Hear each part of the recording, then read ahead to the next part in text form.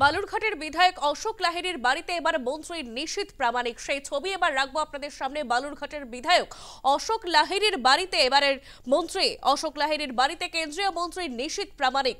নিশীথের সঙ্গে ছিলেন মুর্শিদাবাদ গাজলের বিধায়কও। বেশ কিছুক্ষণ বৈঠক করেন কেন্দ্রীয় মন্ত্রী নিশীথ প্রামাণিক। সৌজন্য সাক্ষাৎ বলেই দাবি নিশীথ প্রামাণিকের। এ বিষয়ে আরো বিস্তারিত জানাবে আমাদের প্রতিনিধি শঙ্কর দাস। শঙ্কর, বলে রাখি যে পুরো ঘটনাটি নিয়ে রাজনৈতিক মহলে একটা গুঞ্জন শুরু হয়ে গেছে। বিশেষ করে বিজেপির অন্দরমহলেও সেই গুঞ্জন আনাচে কানাচে সেই গুঞ্জন হচ্ছে। যেটা ঘটনা যে হঠাৎই রবিবার সন্ধ্যাবেলা বালুরঘাট স্টেট বাস স্ট্যান্ড সংলগ্ন বালুরঘাটের যিনি বিধায়ক রয়েছেন বিশিষ্ট অর্থনীতিবিদ ডক্টর অশোক লাহিড়ী, তার যে বাড়ি এবং তথা অফিস, সেইখানে হঠাৎই সেখানে ঝটিকা সফরে পৌঁছে যান নিশীথ প্রামাণিক। এবং নিশীথ প্রামাণিকের নেতৃত্বে তার সঙ্গে আরো দুজন বিধায়ক ছিলেন, বিজেপির দুই বিধায়ক ছিলেন, যেমন মুর্শিদাবাদের গৌরীশঙ্কর ঘোষ এবং সেই সঙ্গে গাজলের বিধায়ক চিন্ময় দেব বর্মন। এই তিনজনের একটি টিম তারা ওই অশোক লাহিড়ীর বাড়িতে পৌঁছান। তিনি যেখানে থাকেন সেইখানে গিয়ে তারা বেশ কিছুক্ষণ সেখানে তারা বৈঠক করেন এবং বৈঠক করার পর তারা যথারীতি সেখান থেকে বেরিয়ে যান। যদিও এই ঘটনাটি নিয়ে ইতিমধ্যেই রাজনৈতিক মহলে একটা গুঞ্জন শুরু হয়েছে। গুঞ্জন বিশেষ করে যে এই মুহূর্তে বিজেপির যে রাজ্য সভাপতি, সেই রাজ্য সভাপতি পদে একটা পরিবর্তন ঘটতে পারবে, এটা বিভিন্ন মহল বা বিভিন্ন সূত্রে যেটা জানা যাচ্ছে।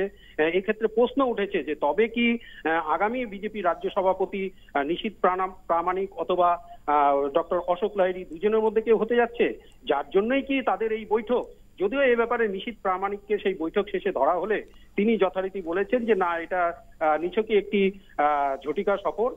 কারণ হচ্ছে তিনি সাংগঠনিক কাজে তিনি জঙ্গিপুরে এসেছিলেন এবং সেখান থেকে ফিরে যাওয়ার পথে তিনি অশোক লাহিড়ীর সাথে দেখা করতে এসেছেন। এক্ষেত্রেও কিন্তু একটা প্রশ্ন থেকেই যায় যে কোথায় থাকলো জঙ্গিপুর আর কোথায় তিনি যদি ফিরেই যান তাহলে মালদা হয়ে ফিরে যাবেন, কিন্তু মালদার থেকে তিনি সরাসরি আবার বালুরঘাটে কেন এলেন সেটা নিয়ে একটা প্রশ্ন উঠেছে রাজনৈতিক মহলে। একেবারে ধন্যবাদ শঙ্কর। এ বিষয়ে কেন্দ্রীয় মন্ত্রী নিশীথ প্রামাণিক কি বলছেন শুনুন। একেবারেই ঝটিকা সফরের মতন বলতে পারেন যে একেবারে পাশে জঙ্গিপুরে আমাদের একটি সাংগঠনিক সভা ছিল এবং মালদা হয়ে ফিরছিলাম। তো ফেরার পথে শুনলাম যে এখানে সম্মানীয় বিধায়ক শ্রী অশোক লাহিড়ীর যে উন্নয়নের কর্মযজ্ঞ সেটা একটি ছোট পুস্তিকার আকারে উনি প্রকাশ করছেন। তো ছোট্ট অনুষ্ঠান ছিল, তো সেই সুবাদে ওনার সাথে ওনার মতন একজন ব্যক্তিত্বের সাথে দেখা হওয়ার সুযোগও হলো। যদিও সেটা শুধু কয়েক মিনিটের, 5 মিনিট কিংবা 10 মিনিটের, কিন্তু নিশ্চিতভাবে যে উনি উদ্যোগ নিয়েছেন, আমি বলবো যে সমস্ত যারা আমাদের একেবারে নতুন বিধায়ক রয়েছেন, তরুণ বিধায়ক রয়েছেন, সবাইকে এই উদ্যোগ নেওয়া উচিত। এটা খুবই ভালো উদ্যোগ। এ প্রসঙ্গে স্থানীয় তৃণমূল নেতৃত্ব কি বলছেন শোনাবো।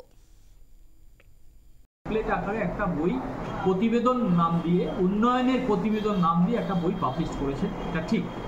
কিন্তু আমরা ওটা লক্ষ্য করেছি, আমরা যারা রাজনীতি করি, তৃণমূল কংগ্রেসটা করি, ওনার খতিয়ানে অনেক কিছু বলা আছে, কিন্তু কোথার থেকে 13টা রাস্তা করেছে, কংক্রিটের রাস্তা করেছে উনি বলেছেন। কোথার থেকে কোথায় রাস্তা হচ্ছে তার কোনো বিশদ বিবরণ নেই। বলেছেন পথ বাতি দিয়েছি, অনেক পরিমাণে সংখ্যা দিয়েছেন, কোথায় কোথায় দিয়েছেন তার কোনো হিসাব নেই, বর্ণনা নেই। আরও অনেক কিছু বলেছেন, কোথায় জল দিয়েছেন, কোন স্কুলে ক্লাসরুম করার জন্য টাকা দিয়েছেন, এখানে টাকা দিয়েছেন, ওখানে টাকা দিয়েছেন। বালুরঘাট বিধানসভার বিধায়ক হিসাবে আবার তার পার্টির কাছ থেকে নমিনেশন পায়। তার পার্টির বিরুদ্ধে পার্টিকে একটা চাপে রাখার জন্য কুচবিহার থেকে প্রাক্তন ডেপুটি হোম মিনিস্টার নিশীথ বাবু এবং মুর্শিদাবাদ থেকে গৌরীশঙ্কর ঘোষ এমএলএ এবং গাজল থেকে চিন্ময় দেব বর্মন এসেছিলেন, সাক্ষাৎ করে গেছেন। উনি যতই বলুন যে এটা সৌজন্যমূলক সাক্ষাৎকার, আজকে 4 বছরের মধ্যে তারা অশোকবাবুর সঙ্গে সৌজন্যমূলক সাক্ষাৎকার জানেন। ঠিক পশ্চিমবাংলায় আমরা বিগত দিনে যেমন দেখেছি, দিল্লি থেকে বারবার করে নেতৃত্ব পশ্চিমবাংলায় এসে পশ্চিমবাংলাকে দখল করার জন্য, সেই জন্য আগামী দিনের অবস্থাকে বিবেচনা করে আমাদের বিধায়ক বিভিন্ন জায়গার নেতৃত্ব এমএলএদের নিয়ে এসে একটা মানুষের মনে প্রভাব বিস্তার, রাজনৈতিক প্রভাব বিস্তার করার চেষ্টা করছে।